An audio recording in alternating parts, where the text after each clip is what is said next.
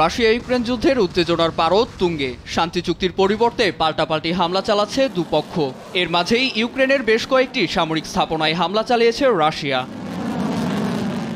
বৃহস্পতিবার এই দাবি করেন রুশ প্রতিরক্ষা মন্ত্রী। জানান, ক্ষেপণাস্ত্র হামলা চালিয়ে কিয়েভের 137টি সামরিক অস্ত্রাগার এবং একটি ড্রোন ফ্যাক্টরি গুঁড়িয়ে দিয়েছেন তারা। তিনি আরও জানান, এই হামলার মধ্য দিয়ে ইউক্রেনের পূর্বাঞ্চলের জারিয়া ও রাশিয়ান সীমান্তবর্তী ক্রুক্স অঞ্চল নিয়ন্ত্রণে নিয়েছে রুশ বাহিনী।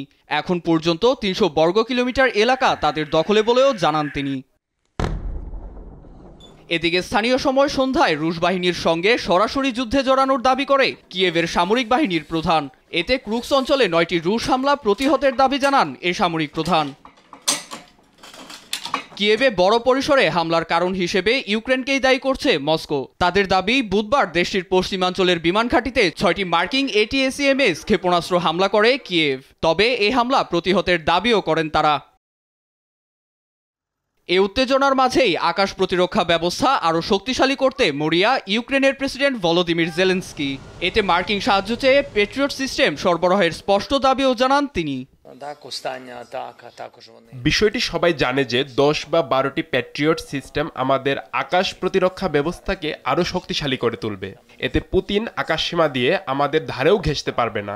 রুশ ক্ষেপণাস্ত্র বা ব্যালিস্টিক কোনোটাই আমাদের অবকাঠামোতে আঘাত করতে পারবে না। এদিকে তার এই দাবিতে কর্ণপাত না করেই নির্বাচিত মার্কিন প্রেসিডেন্ট ডোনাল্ড ট্রাম্প সামরিক সহায়তা কমিয়ে দেওয়ার হুঁশিয়ারি দিয়েছেন। এমনকি রাশিয়ায় হামলার তীব্র নিন্দাও জানান তিনি। এটা পাগলামি। রাশিয়ায় হামলা নিয়ে আমার আপত্তি রয়েছে। এই হামলা যুদ্ধকে আরো উস্কে দিচ্ছে। এসব বন্ধ হওয়া উচিত। আমার মতে এই অস্ত্রই বর্তমানে সবচেয়ে বড় হুমকি। বাসায় বসে আপনারা যা পড়ছেন তেমনটা নয়। এসব অস্ত্র অনেক শক্তিশালী এবং বিধ্বংসী। ট্রাম্পের এই হুঁশিয়ারির মাঝেই কিয়েভকে নতুন করে সামরিক সহায়তা পাঠানোর ঘোষণা দিয়েছে হোয়াইট হাউস। তবে সহায়তার পরিমাণ উল্লেখ করেননি মুখপাত্র জন কির্বি।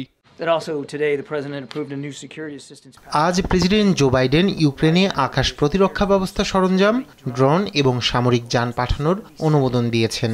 ইউক্রেনে পাঠানো এটি 72তম প্যাকেজ।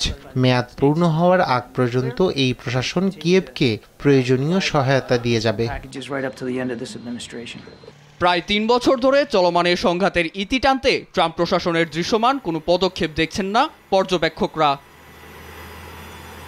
নীরব দাস, নিউজ ডেস্ক, দেশ টিভি।